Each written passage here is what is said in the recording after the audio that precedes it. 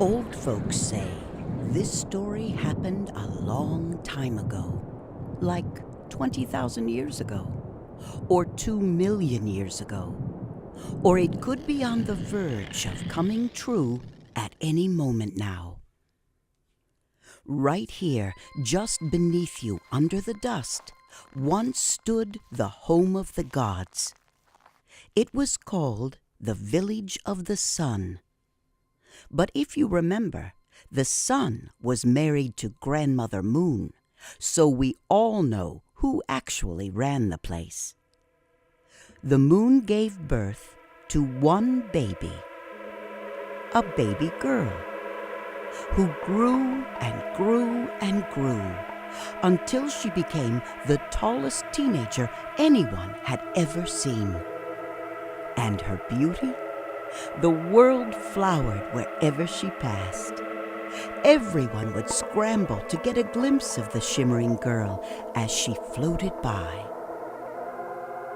Of course, no boy was good enough for this daughter of the sun and the moon. Where would she ever find a match? She's too tall. And too beautiful.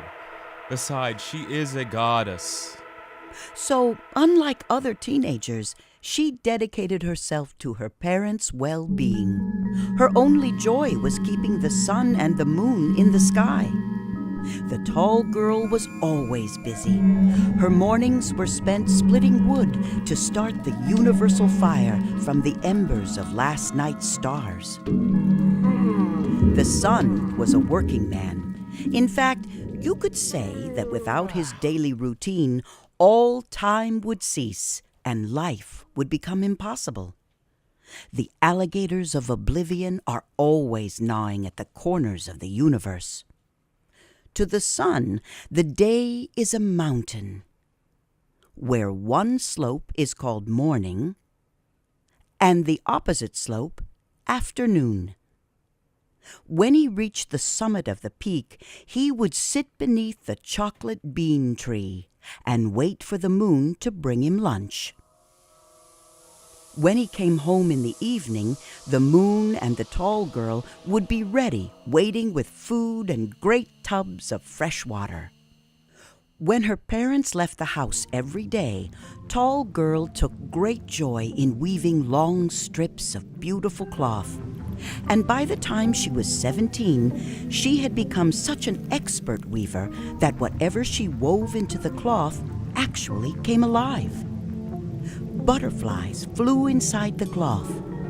Jaguars ate fish and rolled on their backs and snored, as if the entire world around us was the imagination of the daughter of the sun and moon. She longed for her own sweetheart and used work to forget her own sadness. Nobody knows how it happened or where it happened, but it happened that the daughter of the sun somehow fell in love. Every day in the late morning, after the moon had padded up the hill to see her husband in the sky, a young and shiny short boy with beautiful little ears came boldly to visit the tall girl. Though he only came up to her knees, her sweetheart was as courteous as she was magnificent. Short Boy would whistle a song, and she would come out into the open and sit herself on the earth so they were at eye level. They never touched each other. They made a language of love together, the same type of language used by prayer makers and shamans and other keepers of the majestic and holy. For hours and hours, they would lose themselves in each other's eyes. When I saw you, I thought 1,000,000 red-breasted bluebirds were rising from a canyon. When I heard your whistling, I jumped and played like a young otter splashing in the liquid jade of your heart. Every afternoon, with tears in their eyes, they would part for fear of the moon finding him. And it was on such a day that fierce old Lady Moon showed up mid-morning unexpectedly to find her unthinkably disobedient daughter gazing into the eyes of a too-short-to-call boy. What?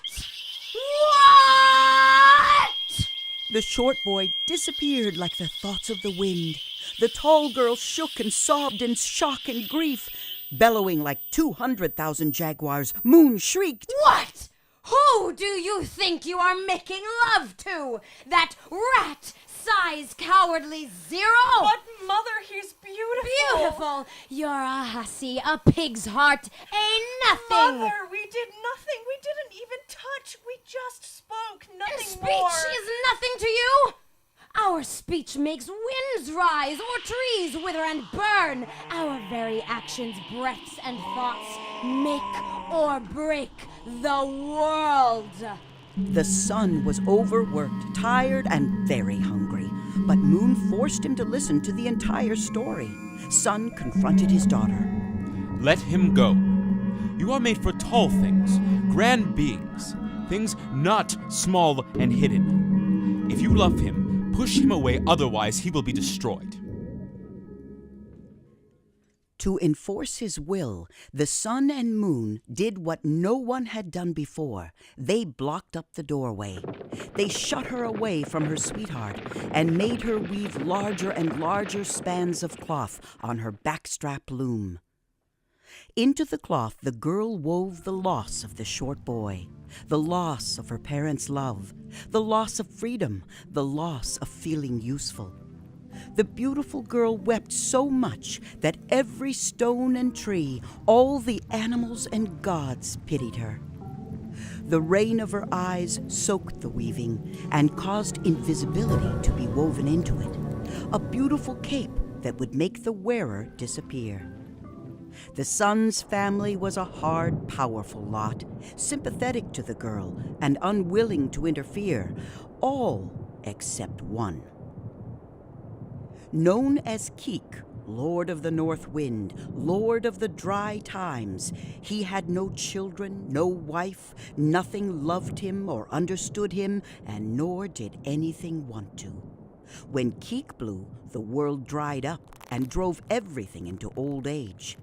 He was a law unto himself, and one day, disguised as a small northern wind, he penetrated the sun's hut and discovered the secrets of the cloths of invisibility. But he kept the secret to himself. One morning, after the moon had blocked up the threshold, a small bird could be seen flying in and out of the thatched roof. The little bird kept bumping and thumping, making a constant commotion that the girl could not ignore. The tall girl pushed her face up against the stalks of the thatch, searching and staring until the little whirling creature hovered in front of her beautiful eye. She'd never seen such a strange, shining miniature bird.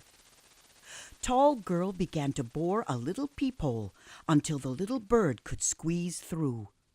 When the hummingbird entered, he flew right to the tall girl and landed on her left thumb. She held the pert little bird up to her face and began to tell him her troubles. He said, Yes, it has been dangerous and difficult, but at least we have each other, do we not? The tall girl recognized the voice of her sweetheart. She wrapped him gently in her fine copper hands. Then, eyeball to eyeball, they began speaking where they had left off. When I saw you, I thought the Milky Way had dropped from the sky into your eyes. In the endless dawn, before the sun, I saw your footprints glowing in the dark, leading me home. And that's what they did all morning, noon, and afternoon. The big girl with the eyes like pools, gazing into the deep, tiny eyes of the flashing little bird that talked. She didn't care what he looked like, only that he hadn't gone away. One day, Grandmother Moon snuck up without the usual thudding and thumping and burst in fast. In a swift motion, Tall Girl wrapped her fingers around her little birdman and shoved the little fellow deep down into the ample folds of her blouse. The bird zoomed around over her luxurious breasts, around her rib cage, tickling her with his wings, which caused her to laugh and grab at herself. Are you ill, child? No, I'm fine. The little bird twitched and buzzed in her belly button. Do you have cramps? The hummingbird got loose inside the blouse again. Quit that, my love. She rolled on the floor in uncontrollable laughter, trying to hold the little bird next to her belly. Why are you holding onto your belly? I've been so lonely, Mother. I decided to converse with my belly button. Oh, my poor daughter. Are you utterly deranged? Tall girl continued mumbling to her stomach, and so she stayed until her father, the sun, came home. The sun was too hot to care that they might have pushed their daughter too far, and only wanted food and sleep.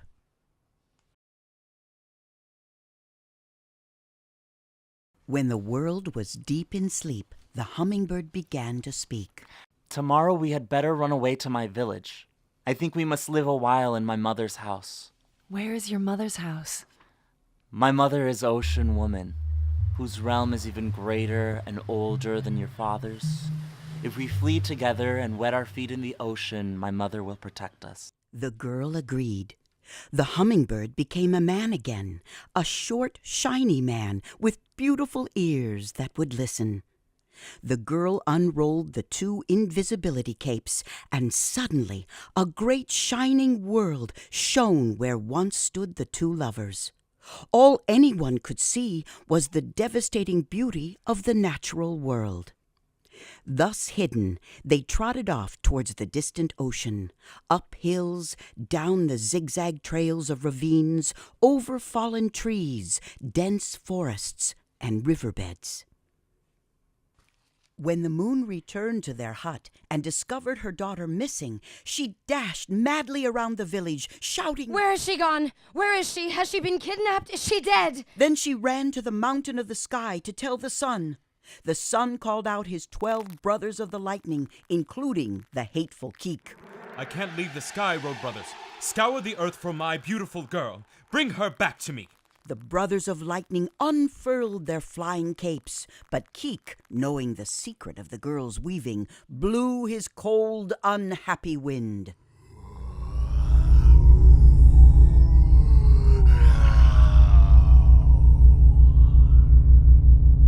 His terrible breath lifted the capes and exposed the couple to the whole world.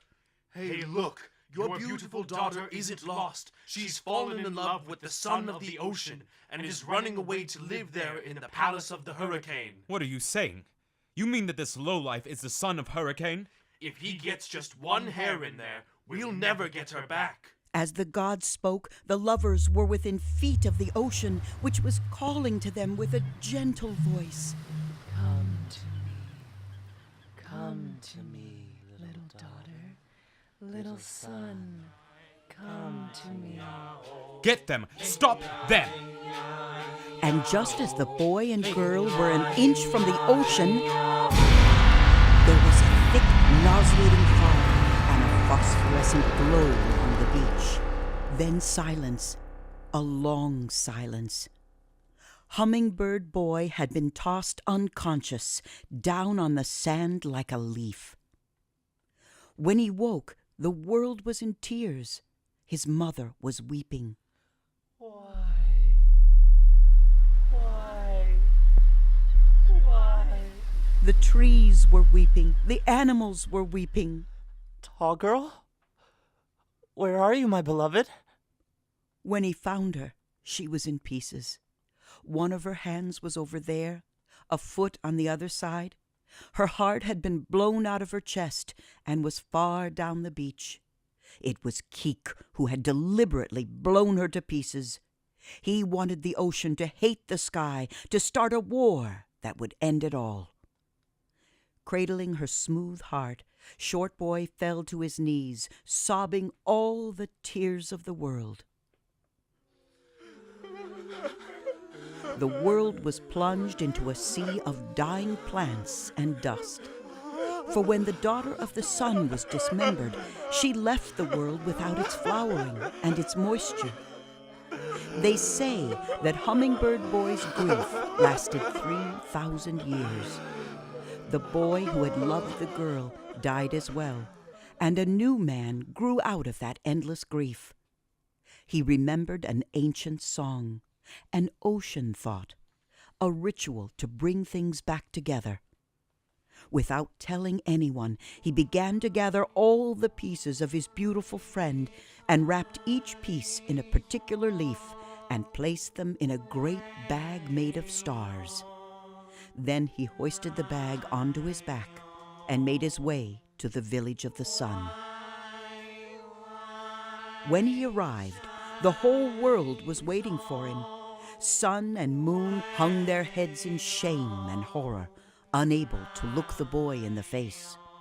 I have brought your daughter back, the one you killed because you only wanted tall sons-in-law from the sky.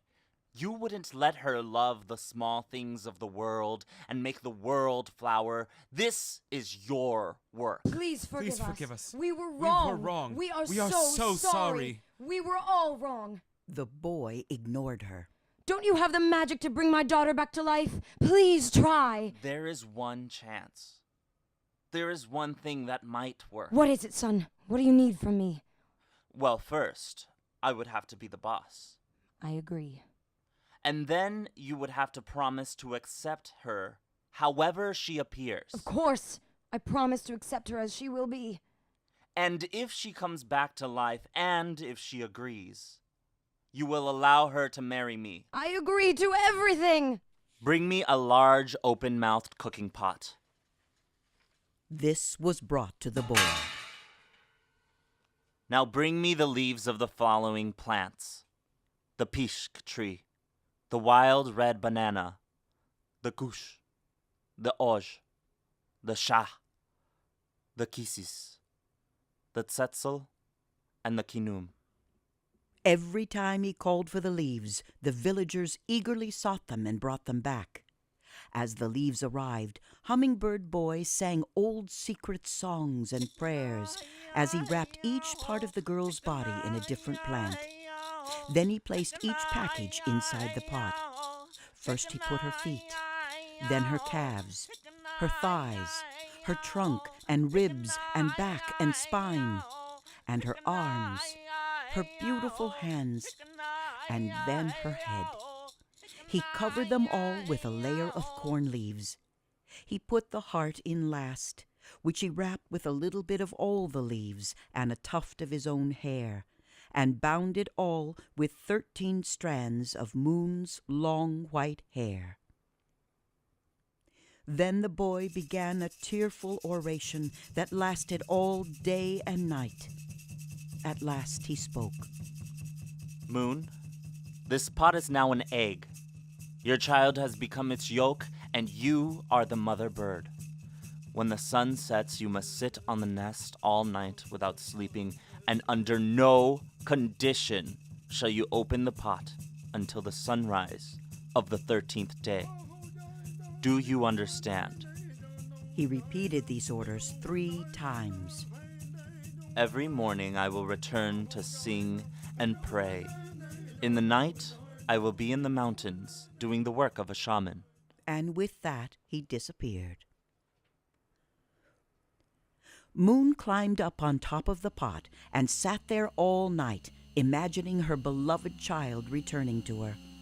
In the morning, when her husband left, Moon heard a scratching sound from inside the pot, like squirrels rustling. The sound happened again, and the poor Moon reached to lift the lid of the pot.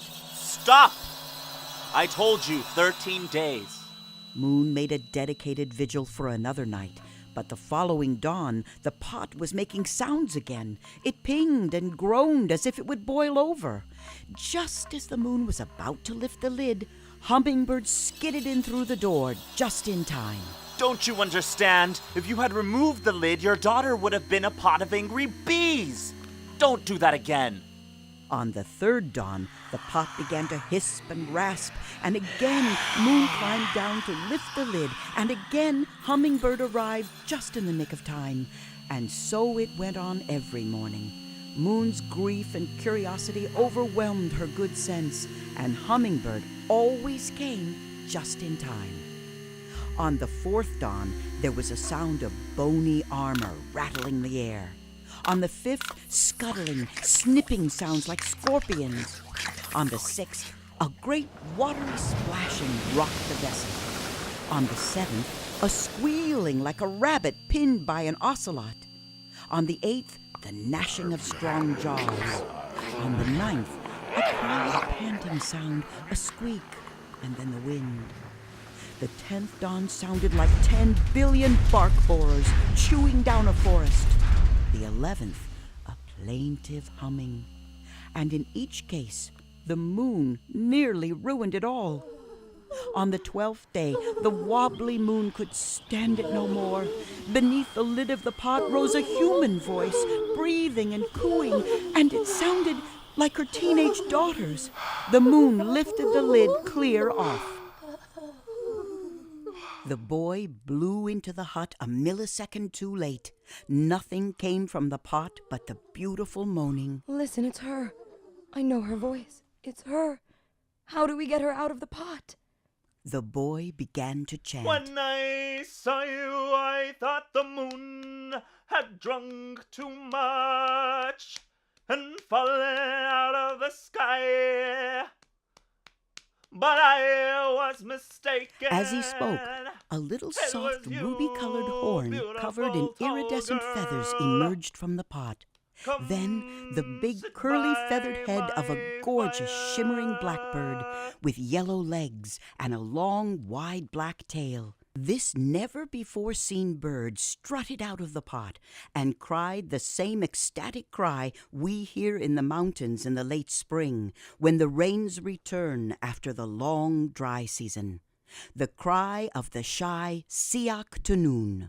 This is the daughter that your impatience has made. The moon stared at the huge bird in shock. But to me, she is as beautiful as ever, and I take her for my wife.